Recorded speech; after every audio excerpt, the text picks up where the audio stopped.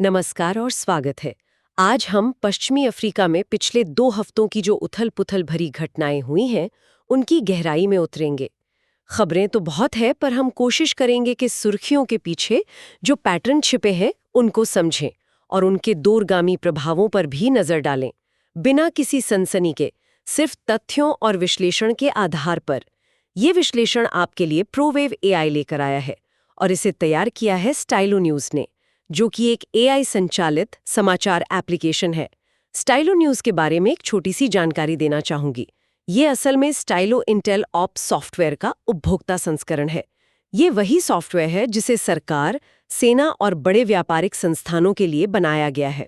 इसका मतलब ये है कि हमारे श्रोताओं को एक ऐसे टूल का इस्तेमाल करने का मौका मिल रहा है जिसे दुनिया के बड़े निर्णय लेने वालों की मदद के लिए डिजाइन किया गया है।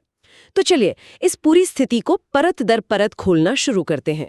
सब कुछ शुरू हुआ दिसंबर 2025 के अंत में, जब अमेरिकी सरकार ने राष्ट्रीय सुरक्षा और आतंकवाद की चिंताओं का हवाला देते हुए करीब 39 देशों पर अपने यात्रा प्रतिबंधों का दायरा बढ़ा दिया।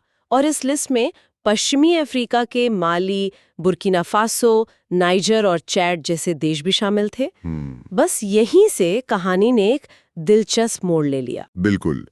ये सिर्फ एक प्रशासनिक घोषणा नहीं थी। आप कह सकते हैं कि ये एक भू राजनीतिक चिंगारी साबित हुई। इन साहेल देशों ने, जहां फिलहाल सैन्य सरकारें हैं, इस पर बहुत तीखी और एक समन्वित प्रतिक्रिया दी।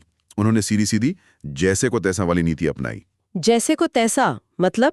उनका कहना था, अगर आप हमारे नागरिकों के लिए दरवाजे बंद करेंगे तो हम आपके नागरिकों के लिए भी दरवाजे बंद कर देंगे। इसे ही कूटनीति की भाषा में पारस्परिकता का सिद्धांत कहते हैं। और माली और बुर्किना फासो के विदेश मंत्रालयों ने इस बात पर भी खास नाराजगी जताई कि अमेरिका ने ये कदम उठाने से पहले उनसे कोई सलाह मशवरा तक नहीं किया। अच्छा, तो ये सिर्फ एक वीजा विवाद नहीं है, ये एक तरह से अपनी संप्रभुता का दावा करने जैसा है। लेकिन यहाँ एक सवाल उठता है, क्या ये जवाबी कार्रवाई इन साहिल देशों के लिए थोड़ी आत्मघाती नहीं है? क्या वे वाकई अमेरिका जैसी महाशक्ति से सीधे तौर पर भिड़ने का जोखिम उठा सकते हैं, खासकर जब उन्हें आर्थिक और सुरक्षा सहायता की जरूरत भी हो? ये एक बहुत अच्छा सवाल है और पहली नज़र में ये वाकई बहुत बड़ा जोखिम लगता भी है। लेकिन हमें इन सैन्य सरकारों के नज़रिए से भी सोचना होगा। उनके लिए ये एक राजनीतिक तोहफे जैसा है। जब भी कोई बाहरी शक्ति उन पर दबाव डालती है, तो ये उनके लिए अपनी जनता को ये दिखाने का एक सुनहरा मौका बन जाता है कि देखिए, हम बाहरी ताकतों के सामने नहीं झुकते, हम आपकी संप्रभुता के असली रक्षक हैं। एक तरह का रैली राउंड द फ्लैग प्रभाव। बिल्कुल। ये देश के अंदर किसी भी तरह के असंतोष या कह लीजिए शासन की अपनी कमियों से ध्यान भटकाने में बहुत मदद करता है। मतलब ये एक तरह का राजनीतिक दाव है जो बाहरी मोर्चे पर जितना खेला जा रहा है, उतना ही घरेलू दर्शकों के लिए भी है। निश्चित रूप से। और हमें ये भी नहीं भूलना चाहिए कि ये देश अब अकेले नहीं हैं। वे अलायंस ऑफ साहिल स्टेट्स यानी ASS का हिस्सा हैं और वे जानबूझकर पश्चिमी प्रभाव, खासकर अमेरिका और जो उनकी पूर्व औपनिवेशिक शक्ति है फ्रांस, उससे दूर जा रहे हैं और नए सहयोगियों की तरफ बढ़ रहे हैं। हाँ, वे रूस और चीन जैसे नए सहयोगियों के साथ अपने रिश्ते मजबूत कर रहे हैं। तो उनके पास अब ये कहने का आत्मविश्वास है कि अगर आप हमारी मदद नहीं करेंगे तो ठीक है, हमारे पास दूसरे विकल्प मौजूद हैं। और इसका असर सिर्फ दूतावासों पर नहीं पड़ता, स्थानीय स्तर पर इससे व्यापार रुकता है, मानवीय सहायता पहुंचाने में मुश्किल होती है और जो थोड़े बहुत राजनयिक संबंध बचे हैं वो भी खटाई में पड़ जाते हैं। तो एक तरफ तो ये राजनयिक शतरंज का खेल चल रहा है, जहां वीजा प्रतिबंधों से एक दूसरे को मात देने की कोशिश हो रही है, लेकिन ये सारी हलचल सिर्फ दूतावासों तक ही सीमित नहीं है। जमीन पर सीधी सैन्य कार्रवाई भी हो रही है ना? हाँ, और ये हमें इस कहानी के दूसरे और बहुत अहम हिस्से पर ले आता है। 25 दिसंबर 2025 को, यानी क्रिसमस के दिन, अमेरिकी सेना ने नाइजीरिया के उत्तर पश्चिमी सोकोटो राज्य में आईसिस से जुड़े आतंकवादियों के ठिकानों पर हवाई हमले किए। ये एक बहुत महत्वपूर्ण घटना है क्योंकि ये इस क्षेत्र में अमेरिका की सीधी और घातक सैन्य भागीदारी को दिखाती है, जो हाल के दिनों में कम देखने को मिली थी। और यहीं पर बात और भी ज्यादा उलझ जाती है। अमेरिकी सरकार, खासकर राष्ट्रपति ट्रंप, इन हमलों को नाइजीरिया में ईसाइयों की हत्या के जवाब के रूप में पेश कर रहे थे। रक्षा सचिव पीट हेग्सेथ ने भी इसे निर्दोष ईसाइयों की रक्षा के लिए की गई कार्रवाई बताया। लेकिन नाइजीरिया सरकार, जिसने इन हमलों में सहयोग किया था, वो इस कहानी से पूरी तरह सहमत नहीं दिख रही थी। ऐसा क्यों? क्योंकि यहाँ अलग-अलग हितों का टकराव है। देखिए, अमेरिकी प्रशासन के लिए इसे धार्मिक उत्पीड़न के खिलाफ लड़ाई के रूप में प्रस्तुत करने से एक मजबूत घरेलू राजनीतिक संदेश जाता है। लेकिन नाइजीरियाई सरकार के लिए यह बहुत संवेदनशील मामला है। नाइजीरिया एक ऐसा देश है जहां मुस्लिम और ईसाई दोनों की बड़ी आबादी है। तो वो इसे धार्मिक रंग नहीं देना चाहते थे। बिल्कुल, अगर सरकार इस संघर्ष को एक धार्मिक रंग देती है तो इससे देश के अंदर तनाव और बढ़ सकता है।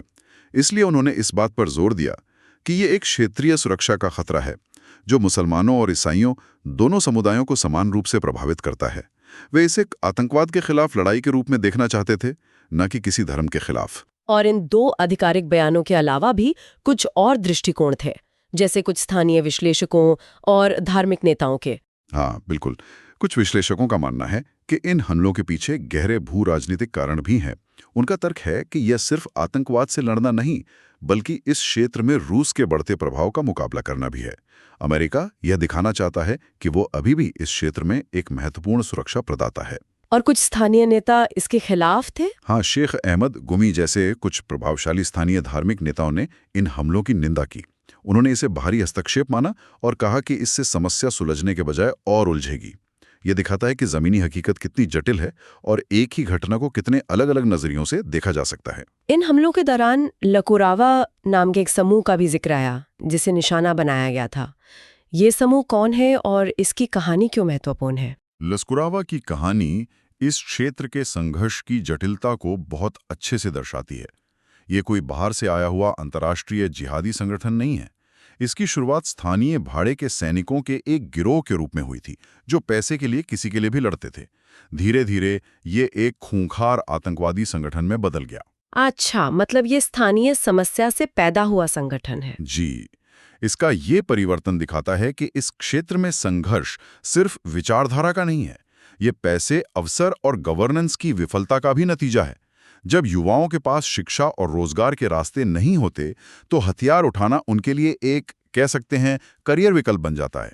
ये दिखाता है कि समस्या की जड़ें कितनी गहरी हैं। तो एक तरफ अमेरिका नाइजीरिया में सीधे हमले कर रहा है और दूसरी तरफ साहिल के देश पश्चिमी प्रभाव को खारिज कर रहे हैं।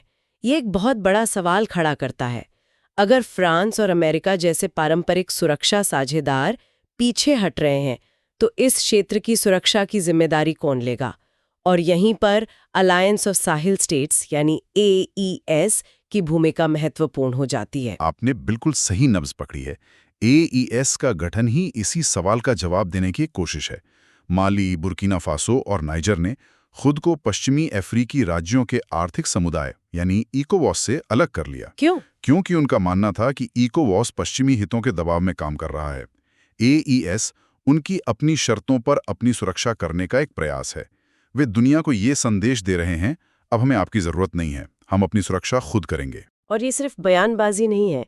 हाल ही में बामको में जो उनका शिखर सम्मेलन हुआ, उसमें बुर्किना फासो के कैप्टन इब्राहिम ट्रोरे ने गठबंधन की अध्यक्षता संभाली और एक बड़ी घोषणा की कि चरमपंथी समूहों से लड़ने के लिए 5000 सैनिकों की एक संयुक्त बटालियन बनाई जाएगी और जल्द ही बड़े पैमाने पर ऑपरेशन शुरू किए जाएंगे।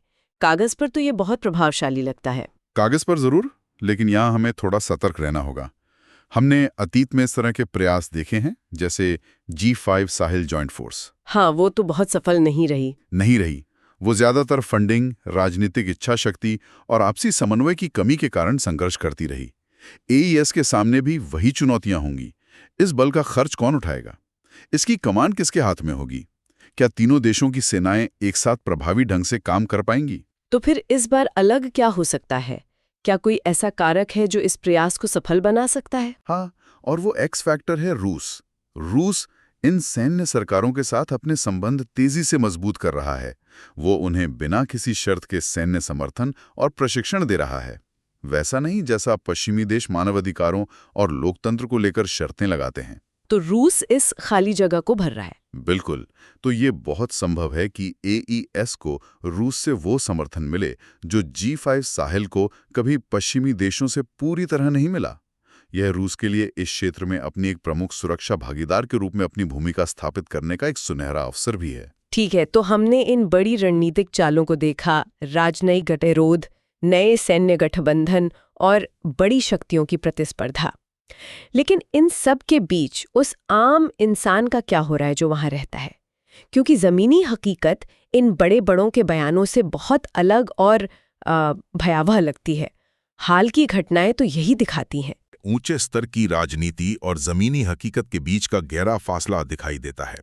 एक तरफ AUS 5000 सैनिकों की संयुक्त बटालियन बनाने की बात कर रहा है, लेकिन दूसरी तरफ नाइजर में तुरोडी प्रांत के एक वरिष्ठ अधिकारी प्रीफेक्ट कैप्टन चैबू माली और उनके पूरे परिवार के जिहादियों द्वारा बेरहमी से हत्या कर दी जाती है। ये तो बहुत भयानक है। ये सिर्फ एक और हमला नहीं है, ये स्थानीय शासन पर, राज्य के प्रतीक पर सीधा हमला है। ये दिखाता है कि इन जिहादी समूहों की पहुंच कितनी गहरी है और वे कितने बेखौफ हैं। और ये हिंसा सिर्फ सरकारी अधिकारियों तक सीमित नहीं है। नाइजीरिया के नाइजर राज्य में कसुअन दाजी बाजार पर जो हमला हुआ, उसमें 30 से ज्यादा आम लोग मारे गए। बाजार तो किसी भी समुदाय के जीवन का केंद्र होता है। बिल्कुल, बाजार पर हमला करना सिर्फ लोगों को मारना नहीं है, ये पूरे समुदाय के ताने बाने पर हमला है। ये लोगों के दिलों में डर पैदा करने, उनकी अर्थव्यवस्था को पंगु बनाने और ये दिखाने की कोशिश है कि सरकार उनकी रक्षा नहीं कर सकती। और इन बड़ी घटनाओं के अलावा पूरे क्षेत्र में डकैती और अपहरण की घटनाएं रोजमर्रा की बात बन गई हैं। ये सब मिलकर एक ऐसी तस्वीर बनाते हैं जहां आम नागरिक दो पाटों के बीच पिस रहा है। एक तरफ आतंकवादी समूह और दूसरी तरफ राज्य की अक्सर अप्रभावी या कहिए भारी भरकम सुरक्षा प्रतिक्रिया। तो इन सभी जटिलताओं को देखते हुए आने वाले हफ्तों और महीनों में हमें किन चीजों पर नजर रखनी चाहिए? वे कौन से प्रमुख बिंदु हैं जो इस क्षेत्र की दिशा तय करेंगे? मेरे हिसाब से 3 प्रमुख सवाल हैं जिन पर हमें ध्यान देना होगा। पहला और सबसे महत्वपूर्ण, क्या AEST ये संयुक्त सैन्य बटालियन जमीन पर कोई ठोस फर्क डाल पाएगी? क्या उनके द्वारा घोषित बड़े पैमाने के ऑपरेशन वास्तव में शुरू होंगे और क्या वे प्रभावी होंगे, या ये भी एक और कागजी शेर साबित होगा? उनकी प्रभावशीलता, जी, इसका जवाब इस क्षेत्र के सुरक्षा भविष्य को परिभाषित करेगा। और दूसरा सवाल निश्चित रूप से कूटनीति से जुड़ा होगा। हाँ, दूसरा सवाल यह है कि अमेरिका और इन साहिल देशों के बीच राजनयिक तनाव का क्या होगा? क्या यात्रा प्रतिबंधों का ये गतिरोध बना रहेगा, जिससे ये देश और भी ज्यादा रूस की ओर झुकेंगे, या पर्दे के पीछे कोई बातचीत होगी और तनाव कम करने का कोई रास्ता निकाला जाएगा? ये पश्चिमी देशों की भूमिका के लिए बहुत महत्वपूर्ण होगा। बिल्कुल। और तीसरा बिंदु नाइजीरिया और उससे परे का है। क्या नाइजीरिया में अमेरिकी हवाई हमले एक बार की घटना थी, या ये अमेरिका की एक नई, ज्यादा सक्रिय आतंकवादी रोधी रणनीति की शुरुआत है? और ये सब उस बड़ी तस्वीर में कैसे फिट बैठता है, जहां रूस पूरे क्षेत्र में अपने सुरक्षा संबंधों को गहरा कर रहा है? इन दो बड़ी शक्तियों के बीच की प्रतिस्पर्धा इस क्षेत्र की अस्थिरता को कैसे प्रभावित करेगी, ये देखना बहुत महत्वपूर्ण होगा। तो कुल मिलाकर हमने देखा कि कैसे यात्रा प्रतिबंध, सैन्य हस्तक्षेप और नए क्षेत्रीय गठबंधन मिलकर पश्चिमी अफ्रीका के भू राजनीतिक परिदृश्य को तेजी से बदल रहे हैं। यह एक बेहद जटिल स्थिति है जिसमें स्थानीय सुरक्षा की जरूरतें, राष्ट्रीय संप्रभुता की आकांक्षाएं और अंतर्राष्ट्रीय शक्तियों की होड़ सब आपस में गुंथी हुई हैं, और इसके परिणाम निश्चित रूप से दूरगामी होंगे। इस तरह की गहरी और तथ्य आधारित जानकारी स्टाइलो न्यूज़ के काम का केंद्र है। स्टाइलो न्यूज़ एक मोबाइल और कंप्यूटर ऐप है जिसे आप डाउनलोड कर सकते हैं। यह आपको सैकड़ों पारंपरिक समाचार स्रोतों और एक्स, जिसे पहले ट्विटर कहते थे, से जानकारी लेकर आपके लिए व्यक्तिगत इंटेलिजेंस शैली की ब्रीफिंग तैयार करने की सुविधा देता है। AI संचालित ऑन डिमांड समाचार प्राप्त करने के लिए www.stylonews.com पर जाकर स्टाइलो न्यूज़ की सदस्यता लें। सुनने के लिए आपका बहुत बहुत धन्यवाद। यदि आप चाहते हैं कि हम भविष्य में किसी विशेष विषय पर गहराई से चर्चा करें तो हमें ज़रूर बताएं। और नवीनतम अपडेट के लिए अपने पसंदीदा सोशल मीडिया प्लेटफॉर्म पे स्टाइलो न्यूज़ को फॉलो करना ना भूलें।